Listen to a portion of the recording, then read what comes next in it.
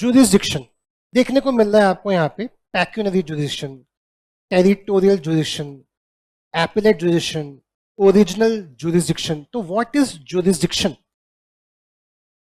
आपको लगता है ऐसे क्वेश्चन पूछेगा टाइप्स ऑफ जुरिस्डिक्शंस बताओ? नहीं, क्योंकि स्पेसिफिकली हमारी बुक में ऐसा कोई क्वेश्चन, लेकिन जब आप पढ़ेंगे पैक्यूनरी जुरिस्डिक्शन, टेरिटोरियल, तो आपके मन में सवाल आएगा और आप पूछोगे सर ये होते क्या हैं? अब मैं बोलूँ बेटा कोर्स का पार्ट नहीं है, इग्नोर करो ना, होता है कुछ, आगे बढ़ो। तो मैं चाहूं तो बढ़ सकता हूं आगे, और चाहूं तो आपकी जिज्ञासा को शांत भी कर सकता हूं कि ये जुरिस्डिक्शन होती क्या है। अब आप मुझे बताओ, क्या एग्जाम में नहीं आने वाला क्वेश्चन कि टाइप्स ऑफ जुरिस्डिक्शंस बताओ? नहीं आने वाला, क्योंकि ऐसा कोई टॉपिक ही नहीं है हमारी बुक में। बट हम कुछ और पढ़ रहे थे, डिस्ट्रिक्ट कोर्ट पढ़े थे, सुप्रीम कोर्ट पढ़े थे, हाई कोर्ट पढ़े थे। वहां पे एक छोटी सी लाइन आ गई कि कोर्ट की भी ना जुरिस्डिक्शंस होती है, उसका एक इलाका होता है, वो सिर्फ उस इलाके तक अपनी बात सुन सकता है, उस इलाके के बाहर की बात नहीं सुन सकता। तो वहां पे हमें कुछ टर्म्स पढ़ने को मिली, pecuniary jurisdiction, territorial jurisdiction, original jurisdiction, appellate jurisdiction. मेरा आपसे सवाल, पढ़ना है या आगे बढ़ जाओ? क्यों पढ़ना है? सिर्फ नॉलेज के लिए। तो मैं अब जो अगले 5 मिनट बातें करूं, इसका कोर्स से लेना देना नहीं है, ये एग्जाम में नहीं आने वाला। बट क्योंकि यहाँ दे रखा है और आपके मन में एक इशू आया, एक प्रॉब्लम आई कि ये होता क्या, तो जरा उसको शांत करने के लिए सिर्फ सुन रहे। प्लीज इस फोटो पे ध्यान देना, ध्यान से देखना। पहली जुरिस्डिक्शन कौन सी दिख रही है? पैक्यूनरी। और मैं ना ये ऐसे बहुत आसानी से बता दूंगा, अगर तुमने बचपन में बिजनेस स्टडीज पढ़ी होगी। और कोई साइंस का बच्चा बैठा हो तो प्लीज अपने पड़ोसी दोस्त से पूछ लेना बिजनेस स्टडीज में ऐसा कुछ था क्या, ताकि वो आपको बता पाए।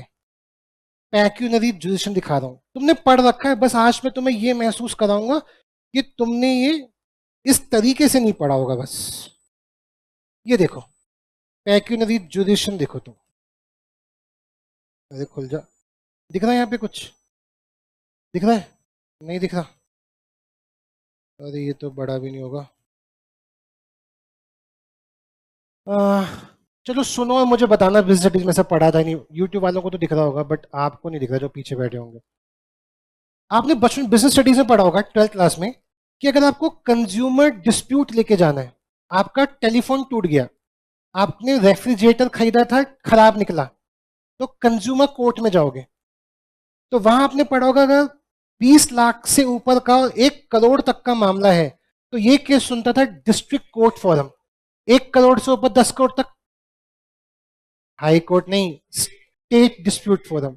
और उसके ऊपर तो था नेशनल, वो 1 करोड़ से। इसका मतलब क्या, हमने पैसे के हिसाब से डिसाइड कर दिया कौन सा जज कौन सा केस सुन सकता है। इतनी मॉनेटरी वैल्यू का है तो ये सुनेगा, इससे ऊपर की तेरी औकात नहीं है। इससे ऊपर का केस लेके जाना है तो स्टेट, उससे ऊपर का लेके जाना है तो, यानी हमने जजेस की औकात डिसाइड कर दी। तुम इसी अमाउंट तक का केस सुन सकते हो। तो बताओ छोटी औकात वाले कौन से होते हैं? जो नए नए जज बनते होंगे और जिसको एक्सपीरियंस होता जाता होगा, वो बड़े केसेस सुन सकता होगा। अरे बात समझ पा रहे हो? समझ गए बात? तो इसे बोलते हैं पैक्यूनरी जुरिस्डिक्शन। क्या बोलते हैं? अब तुम खुद सोचो, रोहिणी कोर्ट में तुम सीधे किसी भी जज के पास चले जाओगे या वहां पे जजेस की औकात बटी हुई होंगी? ये केस जज लेवल 2 सुनेगा, ये केस जज लेवल 1 सुनेगा, ये केस मजिस्ट्रेट सुनेगा, ये केस सेशन जज सुनेगा। तो सब जजेस की क्या होती होंगी? औकात। तो एक औकात हो सकती है, एक इलाका हो सकता है पैसों के बेसिस पे, तो उसे क्या बोलते होंगे? पैक्यूनरी जुरिस्डिक्शन। दूसरा दूसरा है सब्जेक्ट मैटर जुरिस्डिक्शन। आपका मेरा तलाक हो रहा है, मतलब आपका मेरा मतलब मेरा मेरी वाइफ के साथ कुछ डिस्प्यूट चल रहा है, तलाक हो रहा है। पापा हमारे घर पे विल नहीं बना के गए, मेरा मेरे भाई के साथ डिस्प्यूट चल रहा है कि ये मामला कौन देखेगा। तो क्या मैं डिस्ट्रिक्ट कोर्ट जाऊंगा या फैमिली कोर्ट जाऊंगा? मेरा मेरा रेडियो टूट गया, मैं डिस्ट्रिक्ट कोर्ट जाऊंगा या कंज्यूमर कोर्ट जाऊंगा? यानी सब्जेक्ट क्या है उसके हिसाब से कोर्ट का डिसीजन लिया जाएगा। समझ गए आप? अरे हाँ, ठीक है। तीसरा ओरिजिनल जुरिस्डिक्शन। अभी आपने देखा था ओरिजिनल मतलब, सुनना, एक स्टेट का दूसरे स्टेट के साथ झगड़ा चल रहा है कि ये जो नदी बह रही है इसमें से पानी कौन कितना यूज कर पाएगा, क्योंकि इंडिया में तो पूरे पूरे इंडिया तक पानी पहुंचना चाहिए ना। अब सपोज उत्तराखंड वाले कोई ऐसी दीवार खड़ी कर दे कि गंगा जी उत्तर प्रदेश और वेस्ट बंगाल मध्य प्रदेश तक पहुंच ही ना पाए, तो वो लोग तो प्यासे मर जाएंगे। तो कौन सुनेगा इनका केस, उत्तराखंड के कोर्ट या यूपी की कोर्ट? क्योंकि वो अपनी सुनेगी, ये अपनी सुनाएगी। तो ये मसला जाएगा सीधे सुप्रीम कोर्ट में। और ये आप पढ़ चुके हो सेक्शन आर्टिकल 131 में कि सुप्रीम कोर्ट के पास ही ओरिजिनल पावर है इसको सुनने की। पढ़ा था ऐसा, नहीं पढ़ा था?